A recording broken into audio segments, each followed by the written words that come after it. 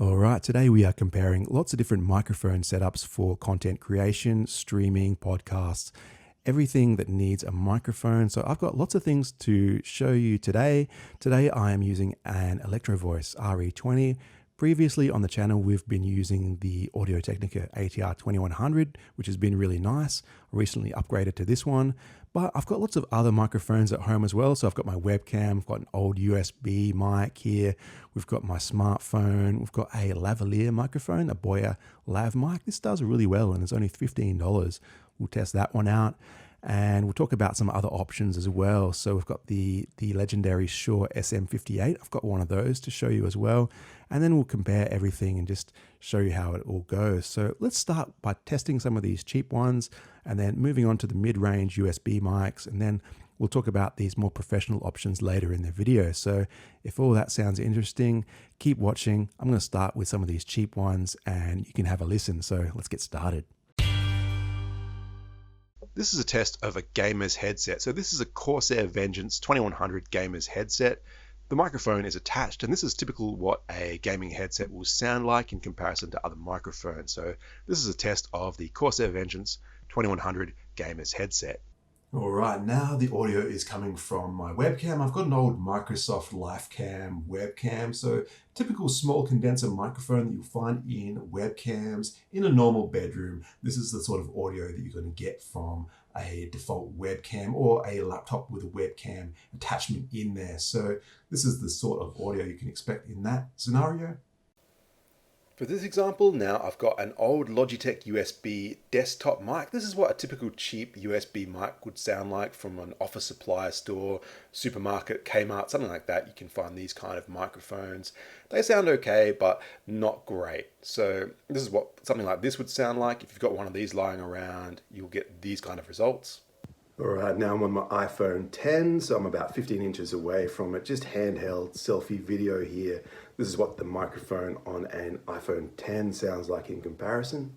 All right, now we are connected to a lav mic here on my shirt. I'm connected to the Boya M1 Lav Mic. So this is how this sounds in comparison to the other microphones. So this is the Boya Lav Mic. So how does this one sound? All right, let's talk about entry-level USB dynamic microphones. I'm on the Audio-Technica 2100. So this has been the workhorse for the channel. This is the microphone there in that bottom left corner. So ATR 2100 has been discontinued and replaced by the 2100X. So that is $99. But when I picked this one up, it was around $60 or $70. And if you want a cheaper version of something similar, Samson Q2U is this one here. That is under $70 still, maybe even $60 if you shop around. A very nice microphone. These all sound very similar. I think a lot of people even think the Samson sounds a little nicer. So this is probably where my money would go if I was starting out. You can get really nice results. Plug straight into the computer. You don't need any extra gear. These usually come with a small stand like you've seen here, so you can get started very easily. And the beautiful thing about these dynamic microphones, all the background noise goes away. So I've had cars driving past, dogs barking, the laundry washing in the background. I've been able to do very good videos still. So over 100 videos that I've done using this exact microphone. You can get good results fairly affordably using one of these. I wouldn't use a gaming headset or most of the the cheap condensers that you find in shops, and going to be nowhere near as good as what you get with one of these. So check the links in the description for these microphones. These all sound similar, but excellent results from a basic dynamic USB microphone. The disadvantage is you'll need the microphone on screen because you need to get close to the mic to get good results from these dynamic microphones. But the benefit is it removes the background noise. So excellent value from these USB dynamic microphones. Okay, now we're ready to talk about the mid-level of XLR dynamic microphones. I am on the Shure SM58 microphone here. So this is around $99, fairly affordable, but still used very widely in the music industry. We can see we've got Henry Rollins and John Mayer singing along on their Shure SM58 microphone. So you can get really nice results. If you've ever been to a concert, there's a good chance that this is what they use on the stage when you've been watching them, the Shure SM58. Very affordable. It's made of solid steel, so you can drop it or even throw it and it will still keep working. So the one disadvantage when you're using this on a computer is you'll need a USB interface, because the XLR connection, you can't plug that straight into the computer. You need the interface, so that adds some cost. I'll talk about that a bit later. And this does look like a stage microphone rather than a broadcasting microphone. So if you want the similar quality of sound, but you want that broadcast look, Rode Procaster do a $225, around about that price microphone, which gives similar quality as this, but it has that more broadcast look rather than this stage look. This is more of a stage mic. This is good if you're into music as well as doing work on your PC. You can do podcasts, you can do YouTube, obviously, but you can also take this live on stage and you can work with this microphone. So this is a really cool choice, the Shure SM58. All right, now finally, we've got the high-end professional level XLR dynamic microphones. This one is a Electro-Voice RE20. I've got a black one here, and the other one that's really popular in this sort of price range is the Shure SM7B at around $400. If you watch for sales, you can get this one actually a bit cheaper. So the Shure, I very rarely see that on sale, but these are very widely used in the music industry and in radio as well. So here we've got ESPN radio using the RE20. We've got Thom Yorke from Radiohead singing with the RE20. These are the grey ones. And the lovely Iman Anis, aka Pokimane, the most popular female video game streamer, using that RE20 in black as well.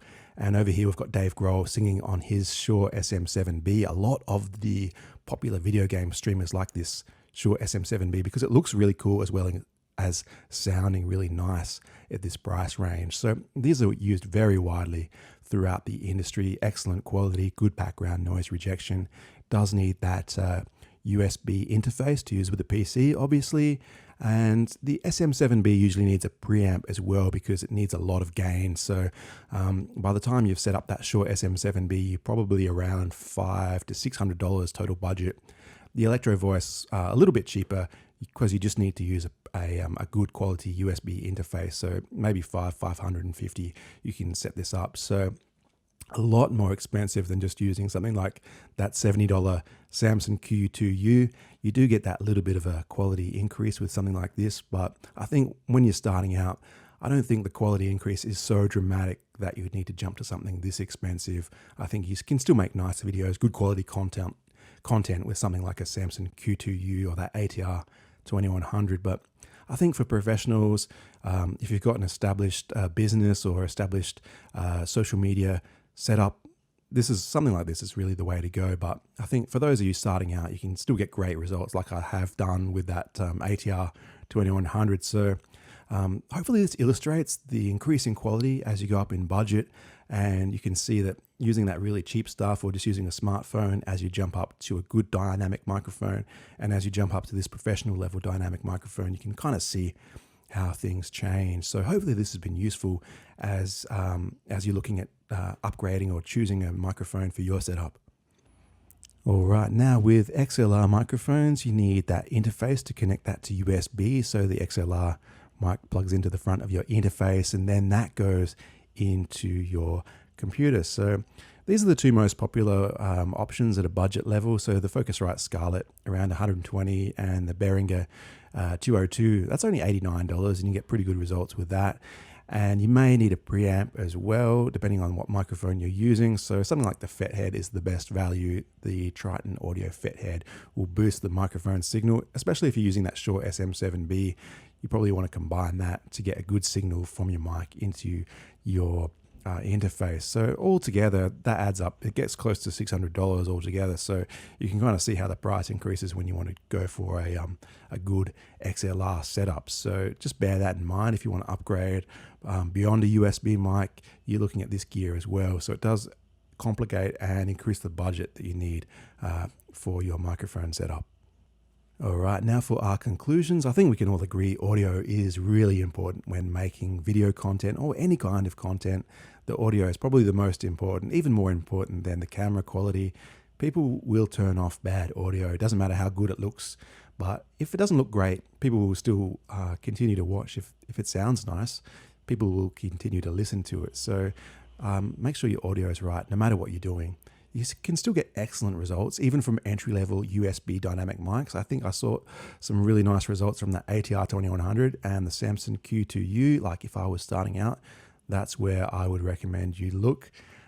Very simple to set up and doesn't really cost very much. I did see that cheap lavalier mic, the Boya M1, only around $15. If you're desperate to get started and you're very broke, I think that still sounded pretty clear, that Boya M1 for $15.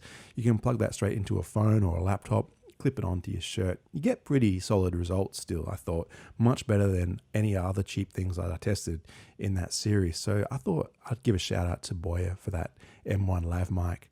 And then as you get to that Pro end, you need at least 500, probably close to 600 to get a really nice XLR with a preamp and a good quality interface. So you have to be quite serious, and I would recommend that really just at the professional level. I think for most content creators starting out, go for that basic USB dynamic. Still sounds really good. It served my channel very well for a long time just using that ATR 2100. So links in the description to all of these things, but hopefully that's been useful. Thanks for watching. I'll see you next time.